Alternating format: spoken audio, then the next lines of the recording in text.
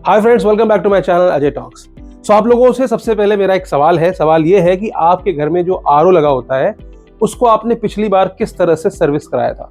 क्या आप खुद गए थे उनके ऑफिस, या आपने खुद सामने से कस्टमर केयर पे फोन किया था, या सामने से आपको फोन आया था और आपको आरओ की सर्विसिंग के लिए रिक्वेस्ट किया गया था? तो ये सवाल मैं आपसे इसलिए पूछ रहा हूँ क्योंकि आमतौर पर हमारी आदत में शुमार होता है कि हम अपने घर के अंदर जो भी इलेक्ट्रॉनिक अप्लायंसेस होते हैं, चाहे वो फ्रिज हो, एसी हो, वॉशिंग मशीन हो, या माइक्रोवेव ओवन हो, या साथ में आरओ हो, ज़्यादातर केस में ऐसा होता है कि हमें सामने से एग्जीक्यूटिव की कॉल आती है और वो कहता है कि सर आपका जो आरओ की सर्विसिंग है वो ड्यू है, आप इसको करा लीजिए। साथ में ही कई बार आपको ऑफर दिया जाता है कि भैया एएमसी भी आपकी जो है वो खत्म हो गई है, वो भी करा लीजिए। तो इसमें भी एक स्कैम चल रहा है इस समय मार्केट में, इसलिए इस वीडियो में मैंने आपसे सवाल पूछा और आगे मैं आपको बताऊंगा कि स्कैम क्या था। दरअसल एक ट्विटर यूजर है, उन्होंने अपनी एक घटना शेयर की जिसमें उन्होंने बताया कि उनको एक कॉल आई। सामने से जो कॉल आई थी उसने कहा कि मैं फला फला कंपनी के जो आरओ कंपनी थी उस आरओ कंपनी के सर्विस सेंटर से बोल रहा हूं। उसने पूरी डिटेल इनको बताई कि आपका आरओ इस तारीख का है, आपने लास्ट सर्विसिंग कब कराई थी, आपका एएमसी कब ड्यू था, आपने कितने पैसे दिए थे, सारी जानकारी स्कैमर के पास थी। ठीक है ना। अब वो उनको कॉल करता है और उनसे कहता है कि क्या आपको सर्विसिंग करानी है। अब नॉर्मल सा प्रोसीजर होता है, हम आमतौर पर वेट करते रहते हैं। एसी के मामले में भी ऐसा होता है, अनटिल अनलेस कुछ खराब ना हो आप सामने से अप्रोच नहीं करते। आमतौर पर उनके एग्जीक्यूटिव्स ही आपको अप्रोच करते हैं और आप उनको बोलते हैं भैया आके कर जाओ। तो ऐसा ही इस केस में भी हुआ। उन्होंने कहा ठीक है, कोई बात नहीं, सर्विसिंग ड्यू है, आओ सर्विसिंग कर जाओ। सर्विसिंग करने के दौरान वो स्कैमर, वो ठग आपसे कहते हैं कि इसके कुछ कंपोनेंट्स जो है वो खराब हो गए। आपने देखा होगा कि बीच में कुछ कंपोनेंट्स लगे होते हैं और वो काफी महंगे होते हैं। एक एक जो कंपोनेंट होता है वो 2-3 हजार रुपए का होता है। कई बार ऐसा होता है कि अगर आपको तीनों कंपोनेंट चेंज कराने हो तो 10-10 हजार रुपए तक भी खर्च करने पड़ जाते हैं। तो सामने वाले से कहा कि आपके जो कंपोनेंट्स हैं ये खराब है, आपका पानी जो है उसमें ये पीएच लेवल बढ़ गया है, ऐसा हो गया है, वैसा हो गया। ये कहते हुए उन्होंने वो कंपोनेंट चेंज करा लिए। चेंज कराने के बाद एक एएमसी की बात तय हुई कि XYZ अमाउंट जो है, शायद 3000 रुपए की बात हुई कि ये एएमसी आपको पे करनी है, तो ये आप पे कर दीजिए और आपको जो इसका बिल है वो ऑनलाइन आ जाएगा। यानी कि जो कंपनी है वो आपको ईमेल पर आपका बिल भेज देगी, जैसा कि अमूमन होता है। कई बार ऐसा भी होता है कि वो अपना बिल बुक लेकर के आते हैं, उसमें वो लिख करके आपको एक पावती दे के जाते हैं कि हमने इतने पैसे रिसीव किए हैं, और जिसका पक्का बिल है वो आपको ईमेल पर मिलेगा। तो ठीक ऐसा ही कुछ इनके साथ में भी हुआ। लेकिन कुछ दिनों बाद तक जब ईमेल नहीं आया, उन्होंने खंगालने की कोशिश की कि भैया ये जो करके गए थे उसका कोई मेरे पास प्रूफ तो है नहीं कि एएमसी हो गई है या नहीं हो गई, क्योंकि कंपनी की तरफ से किसी भी तरह का कोई एसएमएस भी नहीं आया था।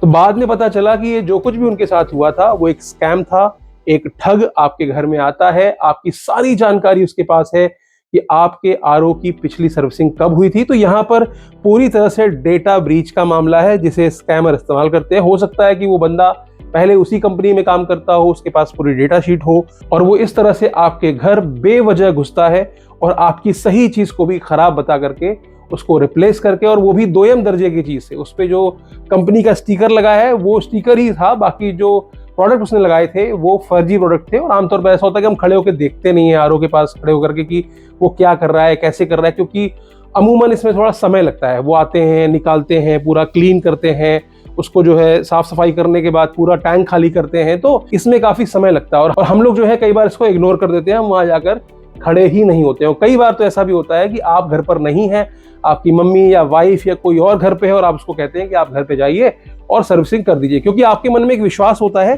कि वो एक कंपनी का रिप्रेजेंटेटिव है। लेकिन यहाँ पर क्या था, वो उस कंपनी का रिप्रेजेंटेटिव नहीं था। अब आप सोच सकते हैं कि ये आपके परिवार के लिए कितना घातक हो सकता है। हो सकता है कि वो किसी और इरादे से आपके घर में घुसे जिसका की परमिशन आपने खुद दिया है। यानी कि सोसाइटी में जब वो एंट्री करेगा तो उसको एंटर करने के लिए भी कोई जद्दोजहद नहीं करनी पड़ेगी। तो वो जो स्कैमर है वो कुछ भी कर सकता है, किसी भी हद तक जा सकता है, क्योंकि सोसाइटी में घुसने की परमिशन आपने दी। जैसे ही वो आपके घर में आता है, हो सकता है वो आपके स्वजनों को नुकसान पहुंचाए, लूटपाट करने के इरादे से आया हो, और ऐसी घटनाएं बड़ी आम है। तो आपको क्या करना है, आपको सतर्क रहना है। अगर कभी भी किसी भी चीज की आपको सर्विसिंग करानी है, एएमसी लेनी है, तो कृपया उस कंपनी, उस ब्रांड के ऑफिशियल नंबर को ढूंढ करके, जो कि आमतौर पर आपके डिवाइस पर लिखा होता है, आपके जो अप्लायंसेस होते हैं उसमें जो कंपनी का ऑफिशियल नंबर होता है वो लिखा होता है, वहां पर कॉल कीजिए।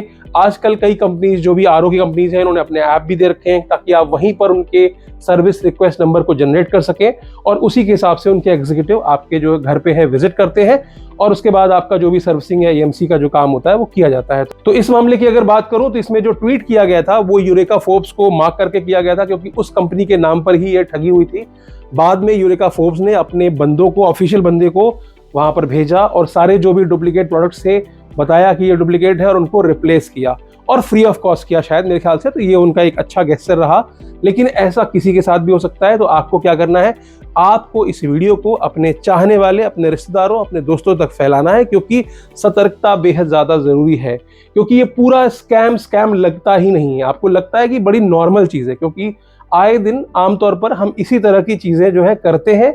कुछ भी हो, मैं कह रहा हूँ कि आजकल वॉशिंग मशीन की भी ईएमसी लेनी हो, मैं खुद अपनी बात करूँ, मेरा एग्जाम्पल है, एलजी का भी मुझे ईएमसी लेना था। सामने से बंदे ने कॉल किया, उन्होंने कहा कि ऐसा है, और ये डेटा का किसी के हाथ में लगना कोई बड़ी बात नहीं है, और डेटा का इस तरह से किसी के हाथ लगना कोई बड़ी बात नहीं है, क्योंकि जो भी एग्जीक्यूटिव आपके यहाँ विजिट करता है, क्या पता कल को वो उस कंपनी में काम कर रहा है या नहीं कर रहा है, लेकिन उसके पास आपका डेटा जरूर है।